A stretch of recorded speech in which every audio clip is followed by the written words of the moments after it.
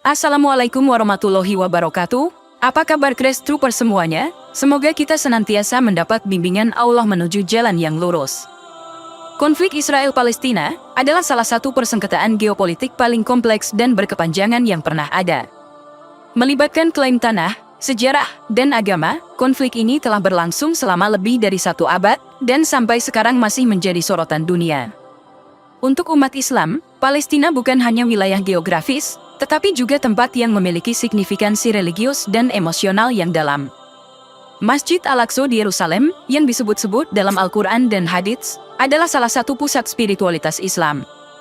Namun, keberlanjutan kehidupan dan kebebasan beribadah di wilayah ini terus-menerus terancam oleh ketidakstabilan dan kekerasan. Di tengah kepedihan dan kebingungan yang dirasakan oleh banyak orang, pertanyaan mulai muncul, apakah konflik ini sebenarnya ulah dari Dajjal? Adakah kaitannya dengan kehadiran Dajjal yang sudah dijelaskan dalam banyak hadits sebagai salah satu tanda datangnya hari kiamat? Meskipun sulit untuk memberikan jawaban yang pasti, banyak orang mulai mencari tahu dan memikirkan kemungkinan ini. Kepercayaan tentang Dajjal bukan sesuatu yang asing dalam tradisi Islam.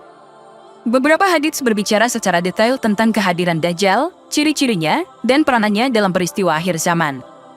Bahkan sudah ada 30 orang Palestina yang pernah bertemu bahkan berdialog langsung dengan Dajjal.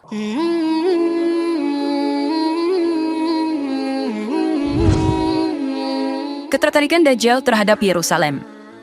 Sebelum membahas lebih lanjut tentang ketertarikan Dajjal terhadap Palestina atau Yerusalem, penting untuk memahami signifikansi wilayah ini dalam tradisi Islam.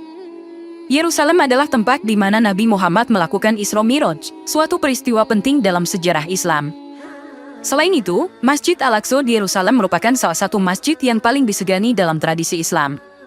Hadits Sahih diriwayatkan oleh Bukhari dan Muslim, maka perjalanan di bumi itu tidaklah dibolehkan dengan maksud ibadah, kecuali menuju 3 masjid, Masjidil Haram, Masjid ini, Masjid Nabawi, dan Masjidil Aqsa. Salah satu pertanyaan yang sering muncul adalah, mengapa Dajjal tertarik dengan Palestina atau Yerusalem? Berdasarkan hadits dan tafsir, ada beberapa penjelasan. Pertama, Yerusalem adalah tempat yang sangat penting bagi 3 agama monoteistik, Yudaisme, Kristen, dan Islam. Oleh karena itu, dengan menguasai wilayah ini, bisa memberikan Dajjal kekuatan simbolik dan kepercayaan dari berbagai kelompok. Beberapa hadits menunjukkan bahwa Dajjal akan muncul di wilayah Syam, yang termasuk bagian dari Palestina saat ini. Misalnya, hadits dari Sahih Muslim menyatakan, Dajjal akan muncul di sebuah tanah di timur yang disebut Khurasan, diikuti oleh orang-orang yang wajahnya seperti perisai yang digantung, kemudian dia akan memasuki Syam. Tidak hanya itu, banyak hadits lain juga menjelaskan bahwa Nabi Isa yang akan kembali untuk membunuh Dajjal, akan turun di sebuah menara putih di sebelah timur Damaskus, mengindikasikan bahwa pertempuran akhir antara kebenaran dan kebatilan akan berlangsung di wilayah ini. Ketertarikan Dajjal terhadap Palestina juga bisa dilihat dari sudut pandang geopolitik. Wilayah ini selalu menjadi pusat perhatian global dan memiliki dampak besar terhadap stabilitas politik dunia. Ini sejalan dengan hadits yang menunjukkan bahwa Dajjal akan mengejar kekuasaan dan pengaruh dan menguasai wilayah yang secara geopolitik dan rohaniah seperti ini menjadi sangat penting bagi Dajjal untuk melancarkan aksinya. Dan keterkaitan lainnya antara Dajjal dan Yerusalem bisa kita lihat dengan bertemunya para pemuda Palestina dengan Dajjal dan sempat berdialog dengan mereka. Hadits tentang Dajjal dan pertemuannya dengan sekelompok orang dari Palestina adalah salah satu hadits yang sangat penting untuk dipahami. Hadits ini tercatat dalam Sahih Tirmidzi dan juga dalam Sahih Muslim, yang menunjukkan kekuatannya sebagai sumber referensi dalam tradisi Islam. Hadits ini bercerita tentang sekelompok orang Palestina, di mana mereka bertemu dengan makhluk yang mengenalkan diri sebagai Dajjal. Hadits ini sangat relevan, terutama dalam konteks situasi Palestina saat ini.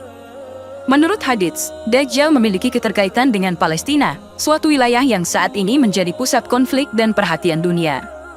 Hadits ini juga memperlihatkan bagaimana umat Islam di Palestina dan juga seluruh dunia perlu mempersiapkan diri untuk kemungkinan datangnya fitnah Dajjal. Para ulama telah memberikan berbagai interpretasi terhadap hadits ini. Sebagian berpendapat bahwa ini adalah peringatan keras bagi umat Islam untuk selalu waspada dan berhati-hati terhadap kemunculan Dajjal. Hal ini juga sesuai dengan banyak hadits lain yang menunjukkan bahwa salah satu misi Dajjal adalah menyesatkan umat manusia. Al-Quran sendiri memperingatkan tentang fitnah dan ujian yang akan terjadi menjelang hari kiamat. Apakah manusia mengira bahwa mereka akan dibiarkan saja mengatakan, kami telah beriman, sedang mereka tidak diuji lagi? Hadits ini menyebutkan bahwa Nabi Muhammad naik mimbar, lalu beliau tertawa. Setelah itu beliau bersabda, Tamim Ad-Dari menceritakan sesuatu padaku, lalu aku gembira. Karena itu, aku ingin menceritakan kisahku pada kalian. Kisahnya adalah, beberapa orang dari penduduk Palestina naik perahu di laut, lalu perahu itu membawa mereka berkeliling hingga menghempaskan mereka ke salah satu pulau di laut. Dalam perjalanan mereka, kelompok ini menemukan seekor binatang berpakaian dengan rambut yang panjang. Binatang tersebut mengaku sebagai mata-mata, tetapi menolak memberikan informasi lebih lanjut. Sebagai gantinya, ia menunjukkan arah menuju ujung sebuah kampung, tempat mereka akan mendapatkan jawaban dan pertanyaan. Setibanya di lokasi yang disarankan, mereka menemukan seorang pria yang dirantai. Pria tersebut meminta informasi tentang berbagai hal, yaitu mata air Zugar yang ternyata masih penuh dan memancar, sebuah danau yang kondisinya juga penuh dan memancar, serta pohon kurma Baisan yang berada di antara sungai Yordan dan Palestina yang masih berbuah. Selanjutnya, pria itu menanyakan tentang keberadaan Nabi Muhammad, apakah ia sudah diutus untuk penduduk Arab. Mereka membenarkan dan menambahkan bahwa orang-orang mendatangi Nabi dengan cepat. Pria itu kemudian membuka identitasnya, mengaku sebagai Dajjal, dan menegaskan bahwa ia akan memasuki semua daerah, kecuali Thaibah, sebuah kota yang suci dan dilindungi. Menariknya, banyak ulama dan peneliti yang mencoba mengaitkan hadits ini dengan data faktual dan peristiwa yang terjadi di dunia, termasuk konflik Israel-Palestina.